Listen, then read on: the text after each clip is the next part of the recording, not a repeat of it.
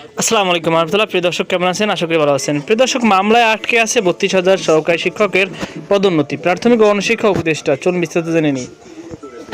প্রিয় দর্শক, প্রাথমিক ও গণশিক্ষা উপদেষ্টা অধ্যাপক বিধান রঞ্জন রায় পোদ্দার বলেছেন, আমাদের 32,000 স্কুলের প্রধান শিক্ষক নেই, অথচ 32,000 সহকারী শিক্ষককে আমরা পদোন্নতি দিতে পারছি না। মামলার জন্য এটা হয়েছে। মামলা নিষ্পত্তি করার জন্য আমি সর্বোচ্চ চেষ্টা করছি। নিষ্পত্তি করতে পারলে অনেকগুলো সমস্যার সমাধান হবে।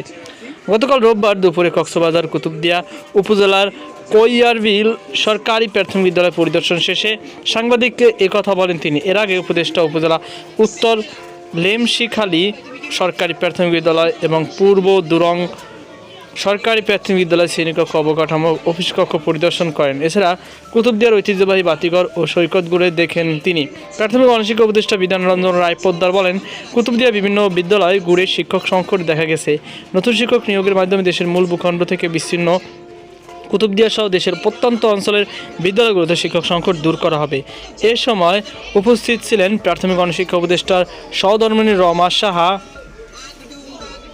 ঢাকা বিভাগীয় প্রাথমিক শিক্ষা উপপরিচালক মোহাম্মদ আলী রেজা, কক্সবাজার জেলা প্রাথমিক শিক্ষা কর্মকর্তা মোহাম্মদ শাহিন মিয়া, কুতুবদিয়া উপজেলা নির্বাহী কর্মকর্তা ক্যাথোয়া প্রৌ মারমা, উপজেলা সহকারী কমিশনার ভূমি মোহাম্মদ সাকিব উল হাসান, কুতুবদিয়া উপজেলা ভারপ্রাপ্ত শিক্ষা কর্মকর্তা মুসলিম উদ্দিন, উপজেলা কৃষি কর্মকর্তা অসীম কুমার দাস ও উপজেলা জনস্বাস্থ্য প্রকৌশল মোহাম্মদ ফরহাদ মিয়া। তো প্রিয় দর্শক, এই ছিল আমার সর্বশেষ আপডেট। সকল আল্লাহ হাফেজ।